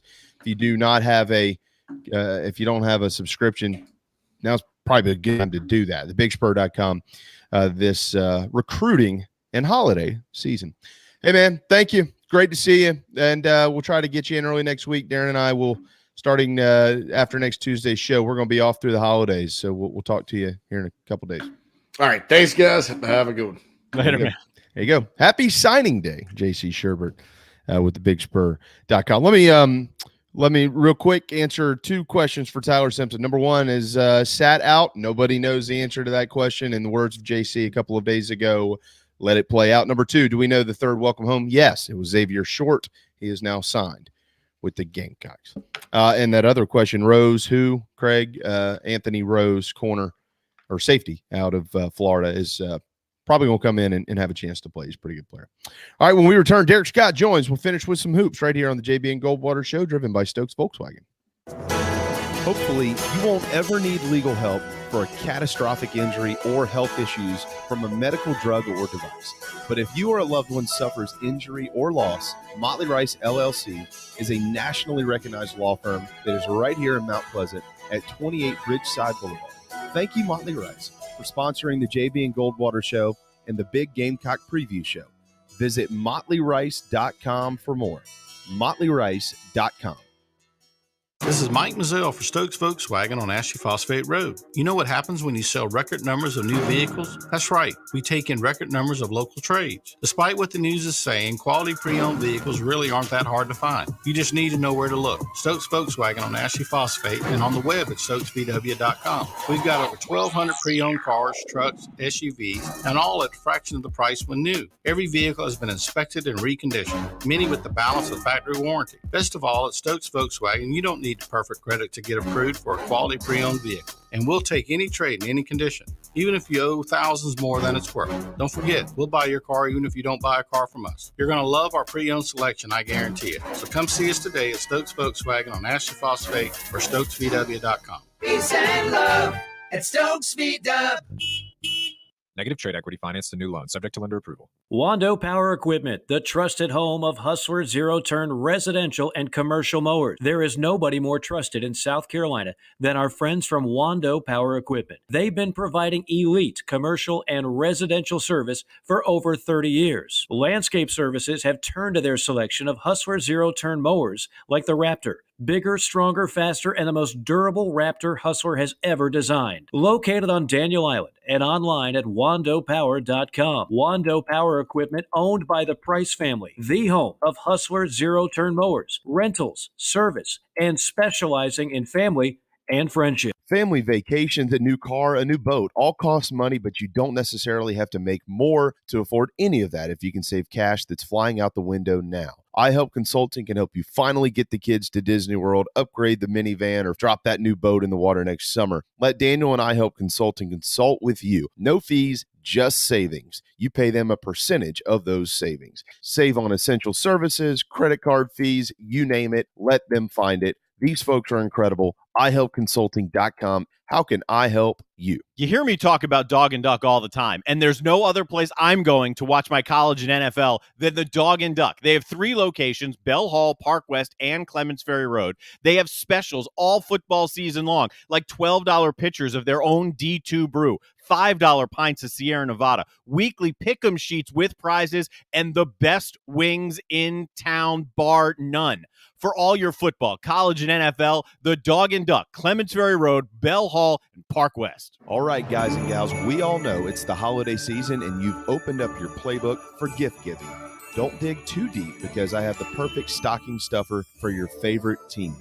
Gift cards and baskets from 3 Seeds Wellness Studios in West Ashland. Luckily, my wife doesn't listen to our show or she would know what Santa's delivering from the North Pole. Check out 3seedswellnessstudios.com for gift cards and their retail store and have their elves stuff a gift basket full of holiday magic. 3 Seeds Wellness Studios, 3seedswellnessstudios.com to score this holiday season.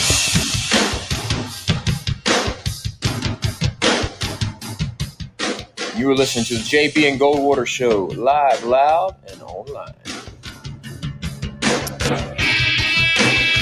All right, final 20 minutes on this Wednesday afternoon, day one of sign day period number one, the number one class in the country. Currently, the Georgia Bulldogs. They were number one most of the season in football as well. We'll see if they finish there with the playoff coming up. Bama, A&M, Ohio State, and the Texas Longhorns round out the top five. We will taper some of that off and summarize the rest tomorrow here on our program. But into hoops we go. The Gamecocks with a almost 60-point victory last night over Allen, and they're now 8-2 on the season. Up next are the Tigers of Clemson at 8 o'clock Saturday night on the ACC network if you watch it. But as we often do, we encourage you to listen, especially if you're a Gamecock fan, because this great voice gets to call all of those games. It's Derek Scott, the voice of Gamecock basketball and baseball. What's up, brother? Long time no talk, boys. How's everybody doing? I know. I was scared when I saw you for the Clemson Carolina football game. I was almost scared to walk up and say, "Hey, I thought I would," Wouldn't recognize. Yeah, that's right. But it was great to see you. You sound wonderful once again this season. You've had a bunch of wins to call. That's fun. Yeah, I'll take 8 wins and 10 opportunities any day of the week.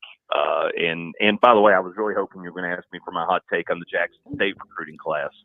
Go ahead. I was disappointed. I was impressed with Coach Prime evaluations, but that's fine. Probably already covered that ground. So no, we'll stick with Frank Martin and the Gamecocks for sure. Oh, okay. Well, actually, I just saw a video and I just retweeted it, Derek. If you hop on Twitter, check out my Twitter page. Some fan at FSU, I think, was the jersey signed, Darren? I know it was framed. It was definitely framed. It looks pretty good. I'm just going back on your tweet. It was a Florida State signed jersey, Derek. Yeah.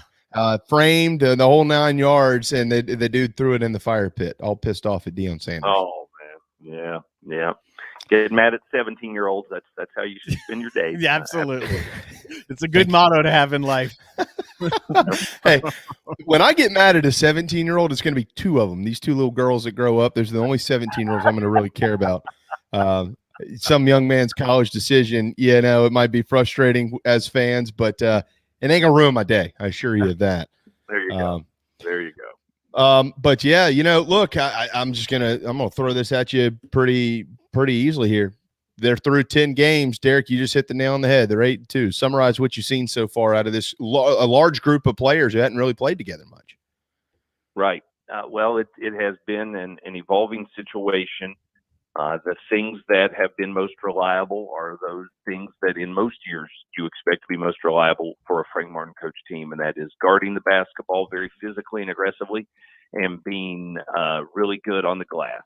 At times, the challenges have been putting the ball in the basket. There's no denying that the shooting across the board, whether we're talking about from deep, from the paint, from the free throw line, has not been as consistent as you would like. And you would hope you'd see some improvement in the perimeter shooting with the addition of guys like James Reese and Eric Stevenson.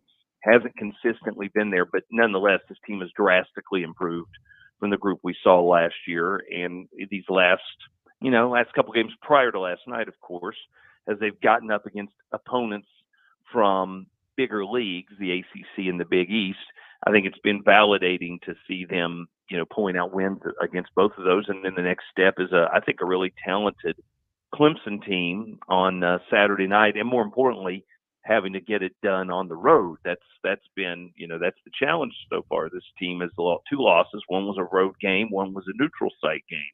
And the road game was, of course, the only true road game so far this season, and the only performance of the season where you just truly were disappointed in every aspect of it. So I think we're all kind of popping the popcorn in our mouth, waiting to see what Saturday night looks like when you get into another difficult environment against another team that's going to be, obviously very focused on you as an opponent based on the rivalry. What they learned from that Coastal game? So Derek, wasn't just a loss. It was a blowout. They got beat by 24 points. It was a frustrating night. What came out of that you could see in the following 3 games? Man, I don't know. I don't know if you learn much from an egg lane of that nature, if you just burn the film and move on, because there wasn't anything, that you could say where you got exposed as much as you just weren't ready to play. I mean, the things that this team typically does pretty well, as I mentioned, guarding the basketball, they couldn't do that night. And I don't think that's something that you could say you need to improve upon. It was just a blip. It was such a one-game outlier that I don't know that you do get much out of it, other than what every team seems to have to figure out somewhere along the way, which is you can't take a night off against anybody in this modern college basketball game. And every night you can just thumb through the scores, you'll find one that raises your eyebrows. Somebody will have done something stunning, small school beating big school, and oftentimes doing it soundly. I've seen it happen across the SEC and really nationwide. So you kind of have to take it with that grain of salt, or at least I do. But it's still frustrating because this team has, had the scenario the past few years where they get themselves behind in the evaluation tools like the net or KenPom.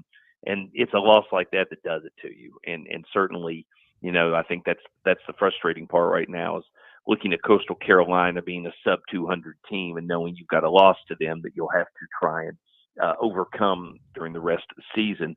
That's what this team has saddled around it this year. They've had those losses in the past, like Stetson and some others, Stony Brook, but you've got to find a way to move past it and just keep improving. And certainly since that night, here in the rest of December, they've certainly done that.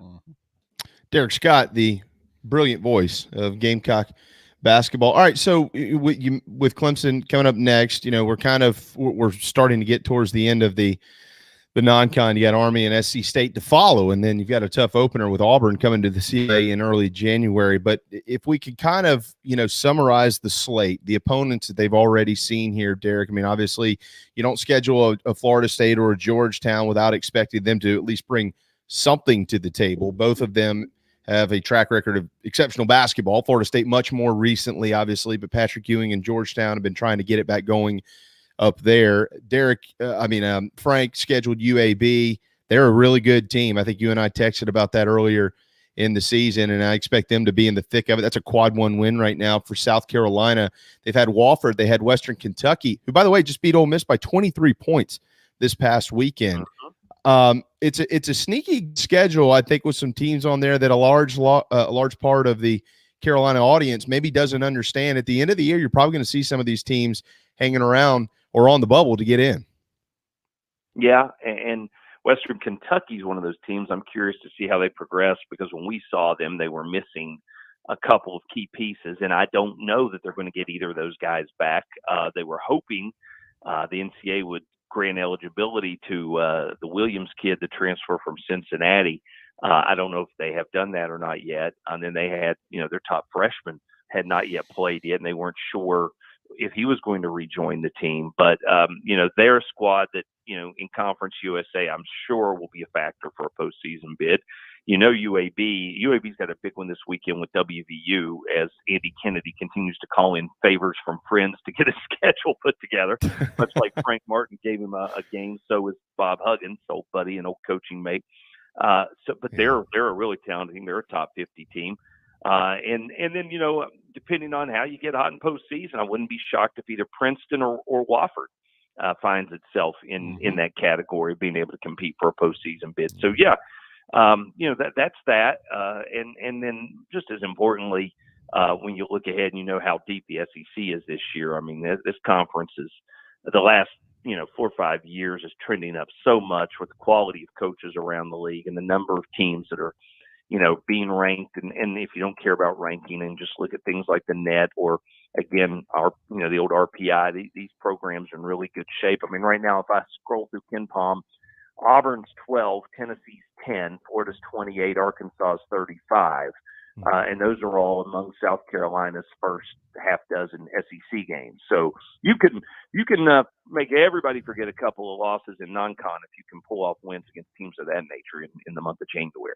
Yeah, it's there are going to be incredible opportunities down the stretch. By the way, for those that are wondering, Gamecocks at 100 in KenPom, but as Derek just pointed out, the opportunities they are just in front of them. The Tigers, I think, weren't they up somewhere in the 60s, or did I miss that? Clemson's 47. Yeah, 40, that's right, 47. Because they're so good offensively, so efficient offensively, KenPom tends to embrace really good offensive teams more so than, teams that play the style that South Carolina plays. So it's never going to be one of the numbers that really, smiles upon Frank Martin's style of play. But, on the other hand, Clemson shoots it very well, very efficiently. And so they look better, in those sorts of numbers. And also Brad Brownell expects his guys to work hard defensively too. So they don't show you really a true weakness at all. And that's why the value in trying to pick up a win on the road there would be significant for the Gamecocks. All right. Well, on that note, they're going to need Jermaine Couisnard to beat a lot of these teams. So what's the status on him? Oh, I think Jermaine is coming back stronger every day. I mean, it's an ankle, so it's not a checking for healing. It's just a matter of how much pain can you withstand to play, and how much better does it get as you stay off of it. It's like he was in the shoot around yesterday afternoon. So when people see him courtside at the game wearing the boot tends to make you think a little worse of a situation. The boot goes on whenever you're not, on the court, but he was out there during practice yesterday afternoon. So I think that's promising. And certainly I know Frank feels like, hey, the trainers have, the doctors have given you the all clear. So it's just a matter of when you decide as an individual that I can play with this pain, and everybody's different in terms of what they can tolerate and they're willing to tolerate. The bigger question, of course, is what's the status of A.J. Wilson? Yep.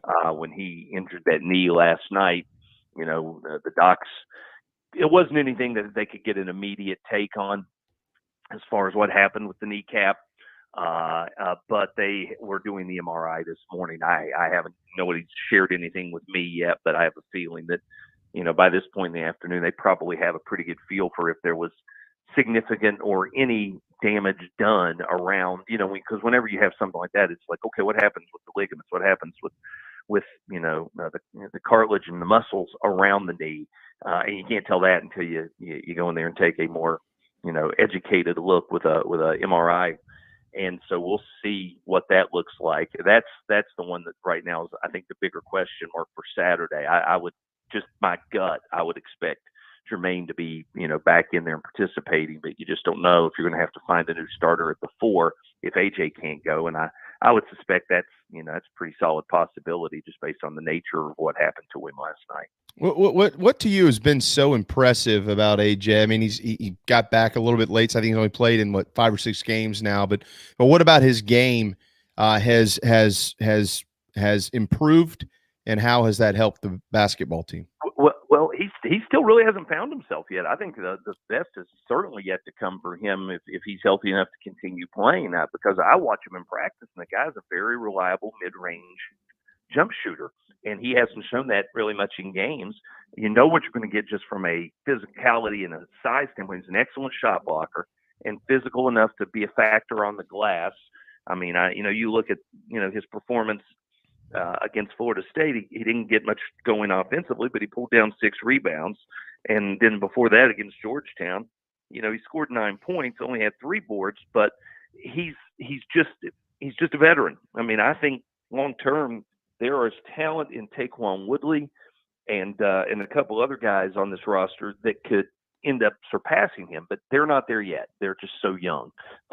So that's your question about if you have to go without him. We've seen, as you mentioned, he wasn't available early in the year. So you tried Josh Gray playing that spot as a 7-footer. You tried Brandon Martin playing it from an undersized position. Keyshawn wasn't available yet then. You can go with a small lineup, more athletic, but, I don't know where you find room on the wings for him and, Reese and Stevenson. So I'm not sure how that works if they're all 3 sharing the court.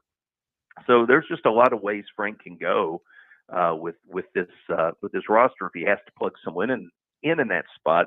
But yeah, with AJ, I just think more than anything, it's just been there, done that, and you kind of know what he's capable of, and he's seen enough basketball to not be fazed by any setting that he might go into. You mentioned Reese. I love watching him play. That 8-point stretch in the Florida State game won the game essentially for South Carolina, and he's shooting it this year. I think he's hitting right around 42% or something like that from long range. It's been special for him. I got to ask you. I mean, and maybe this isn't appropriate for radio. What was said, but or TV or whatever. What did Frank Martin say to Josh Gray after he tried to throw the ball off the kid's head the other day and he threw it out of bounds? Well, yeah, when you first brought up Josh Gray throwing the ball, I thought you were talking about what happened at Coastal Carolina. Oh, no, the next one. Ball and got ejected. Now I realize, no, you're talking about what happened at Rock Hill. Yeah, we got to work on Josh and throwing the basketball. Clearly, now that we've come up with both of those scenarios, I don't know what he said, but it might have been somewhere in the line of what he said to Keyshawn when he dove for the basketball when there was no one within 5 to 10 feet of him. And the short summation of it is, get a seat over here. We'll give someone else a try, because that's the result of both of those instances. Well put. Just take a seat. When I saw that the other night, I thought to myself, Derek, there's nowhere else on earth. I mean, I'd rather be anywhere else on earth than in Josh Gray's shoes right now. It had to happen right by the bench too. I mean, that couldn't have gone any worse for him in terms of proximity to Frank. When you do something like that, you're so much better served to be at the other end of the court or the opposite side of the court. No, that was between the baseline and the Gamecock bench. That could not have been worse for Josh. Can't even lie your way out of that one. Just turn around and just walk straight to the bench because you know what's coming. Yeah, just sit on the other side. Final one for you here, and then we'll let you run, Derek. It's seemingly here again. It's early in the season. There's a long ways to go. It's seemingly another quote unquote project big man for Frank Martin has just had an unbelievably special start to the year. Wildens Levesque, I love watching him play anyways because he just gets after it every play. He always has a smile on his face. It looks like he loves playing basketball, and I think it appears he loves playing for Frank Martin. But this cat is averaging, almost 11 points a game. He's shooting at about 70% on the season. He's averaging over 6 boards. I mean, what he's done in his tenure at South Carolina from a developmental standpoint is fantastic. And he's just another one that Frank has gotten. They've listened, and here he is blossoming. He keeps it simple offensively, and he has, his numbers, his analytics are through the roof. He's got an offensive rating of 132.4. Anything above 110 in that scenario is a really good offensive season, and that's why he's ranked 47th in the country among all basketball players in terms of offensive rating. And that takes into account, your efficiency, not turning the ball over and things of that nature. He's got those two different, numbers you hear about from a shooting percentage standpoint. You've got the effective field goal percentage, you've got total shooting percentage. In one he's 27th and one he's 60th, and he's just been real good. And then of course the physicality of him, he's still top 60 in the country in offensive rebounding percentage. So yeah, he has been a guy who's made great strides, and none of that even covers what he does at the defensive end, because that was the area last year where he got exposed. He had to play too many minutes, and he was not ready for being the guy who, when you're the big man and everybody's running ball screens for the ball handler, you're the guy who has to be there and communicate with the guard where the screen is, what our coverage is going to be. And he just wasn't ready for that last year. And he's made, I think, great improvement there too. It helps when your guards stay in front of the basketball better, as this group does. But then Wildens also has been so much better in communicating in those instances. And this team has not been as susceptible to giving up, just time after time, clean looks out of ball screens as they were last season. So, no, I think he's one of the more underrated players in the country at this point in time, and I just love what his game is all about. Yeah, he's tremendous. He's growing into a leader on the basketball floor, and it's just awesome to see. Up next, it's Clemson. We kind of skipped right over last night's basically 60-point win for South Carolina. Hats off to Allen for playing the game. Gamecocks had some fun. Mike Green hit 3 threes last night. I bet they'll have the calls of Derek Scott with those 3-pointers on a CD or something for years to come. Christmas gift. It's a stocking stuff. On a tape. Do they still have tapes, Derek? I don't think I've listened to one in a while. They have them. I don't know how easily you can find them. You can find anything on Amazon, right? So we should go look for that, and I'll contact Mike and ask if he would like that for his parents. And I'm sure he will roll his eyes at me and have something funny to say because Mike's a funny dude. Yeah. But no, it was good to see him and Ford Cooper and Javon Benson get the extended minutes. That just doesn't happen enough. Those guys work hard in practice, giving the starters a scout look at the other team. And so, yeah, it's nice to see some return on the investment occasionally for players like that. 110 points is the most they've scored in a game since, did I see that right? Is it 1999? Yes, I believe so. I do believe so. And, things like that are hard to evaluate when you're playing a Division II school. So I don't get too tangled up in those, milestones. But either way you take it, they handled their business. And now as you said, now you get ready for a much taller task in dealing with PJ Hall and this Clemson team, which doesn't have a ton of depth, but boy, everybody they put on the floor seems to be able to shoot it really, really well. They're third in the country in 3-point field goal percentage. That will get your attention in a hurry. Gamecocks looking for a big win. If they can get it, Army, SC State up next. Hey, who knows what happens? But if they can run the non-con table, they'll enter SEC play at 11-2, and that would make for a very, very, very happy Derek Scott and certainly a happy Frank Martin on a 6-game winning streak to enter the league. Hey, man, great to talk to you. I tell you what, we'll do this more often if you're cool with it. I am, and it's good to catch back up with you guys. Just call anytime. We'll make it fit into the calendar and hopefully entertain some folks and talk some Gamecock hoops. Putting me on National Signing Day for football, this is I'm going to have to convince myself this is a bizarro world going on here. I don't know about this thing. Big day for you. We'll get you back early next week, and you can break down the Gamecock signing class. How about that? Sounds good. Hey, here's a newsflash. Spencer Rattler, pretty good. So there you have it. There you go. Good breakdown. Well, that's a good start there. 7:30 Saturday night on the Gamecock IMG Sports Radio Network. Derek will have the call, Carolina and Clemson from Little John. Hey, man, have a wonderful week. Have a wonderful weekend. Thank you so much, as always, brother. All right, guys. Take care. Later, man. There you go. Derek Scott, the wonderful voice, Carolina basketball and baseball. How can I help you? iHelpConsulting.com. Ask yourself that simple question. How do I save money? How do I make money? They can do both.